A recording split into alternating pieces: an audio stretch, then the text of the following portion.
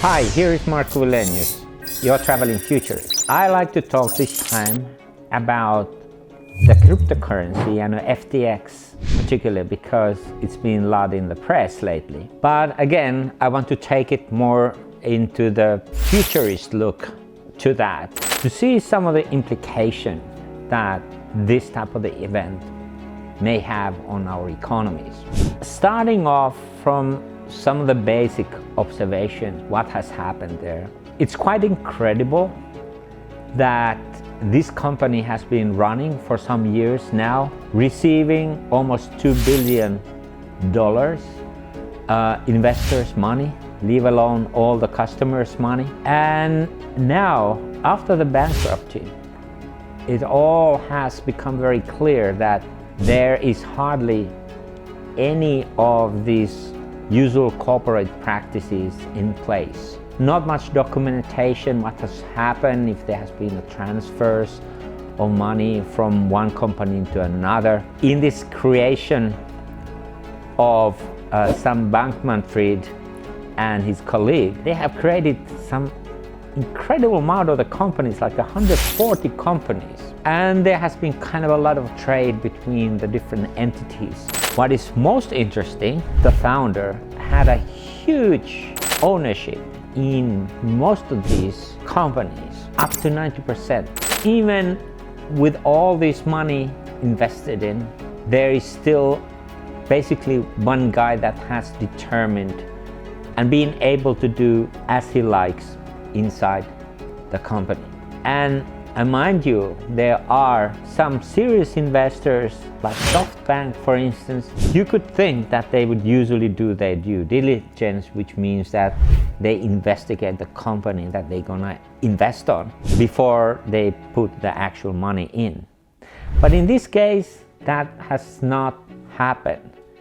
And that's why John Ray, that after the filing bankruptcy, was nominated as a CEO. He said that he's never seen anything like this. And remember, this guy was also called upon when Enron went down some 20 years ago. So something extraordinary has happened. And from systems perspective, it is what happens sometimes when there is actually a new environment, new system being created. And yes, cryptocurrencies have been there for some while, not much more than 10, 12 years, but it's still very much in the beginning. And so a lot of the hype that has been around the cryptocurrencies is because there has been this surplus amount of cryptocurrencies being created, mostly for the speculative needs, meaning that there is now kind of an inherent connection to any particular business or industry, but they are just means for speculation, these cryptocurrencies. Not all of them, but most of them. And when this type of cryptocurrency goes fast up, as it happened, Bitcoin first and then some others later, if it goes very fast up, we have learned time and again, it can go down very much that same way, very fast. And secondly, that there is the hypes, which is all about the expectations. The hypes might be exceedingly high. We saw that, for instance, more than 20 years ago with the dot-com phenomenon, how the values went rapidly high and then crashing down again. It seems like something like that has caught the eye, but there is more to this, because it's one thing to ride the wave, so to say, and cryptocurrencies have been very much moving upwards, because I also think seriously that the time has come. We need alternative currency in this world that has digitalized, and there is a great promise in a cryptocurrencies that they could sort of balance the old currency system and bring it to a more decentralized and more kind of a bottom-up platform. And this has been actually the very much of the promise of that, so that we can bypass also some of the old institutions, such as banks, and create this kind of a new market, in a way a new economy. But obviously what has happened is that there is also a lot of greed in there, and a lot of kind of expectations of the fast wins, and if that gets too kind of rampant, then we are seeing this type of the phenomenon. Now it is obvious also that when it comes to this type of the technology companies, the guys that put them up, who found them, who build the systems and build the kind of the business proposition in a way, and the value change, they are not definitely the ones that are usually looking too much, how to structure all this and how to make it more transparent, how to have checks and balances. In this case of the FTX, all these kind of checks that needs to be there and balances have simply not been there in the way that is expected from the modern companies.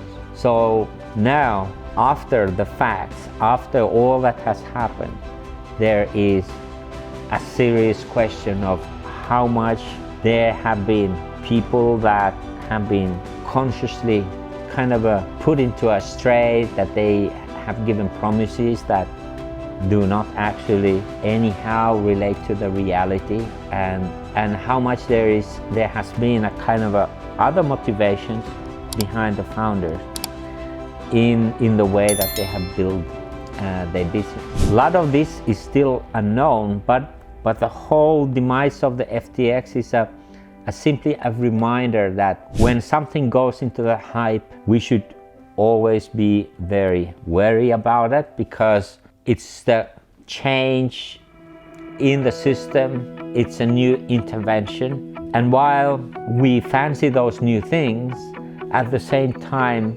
we need to be able to secure that there are those kinds of balances and those kinds of transparency that is really required. This is not only about the money that those guys possess who have been running the company, this is about their clients' money, and this is about the investors' money. And so it's the whole ecosystem that they have created that will be affected. And as with Bernie Madoff's, the infamous Ponzi scheme, this scheme may also have some dramatic consequences for the whole market. Of course, we don't want that to happen, but you never know, because there's still a very little that we know about what has been actually the driving forces and what are the type of the implications of this bankruptcy. But whatever it is, I think it is a kind of a warning signal for us that we need to be careful when these new ideas, new innovations, in this case new currencies come in, that in spite of this fact that they are fancy new things in our economy and we can trade them and we can make money with them and all that, they still belong to this part of the world, and they still ultimately has to apply for the same rules and norms as all the other businesses.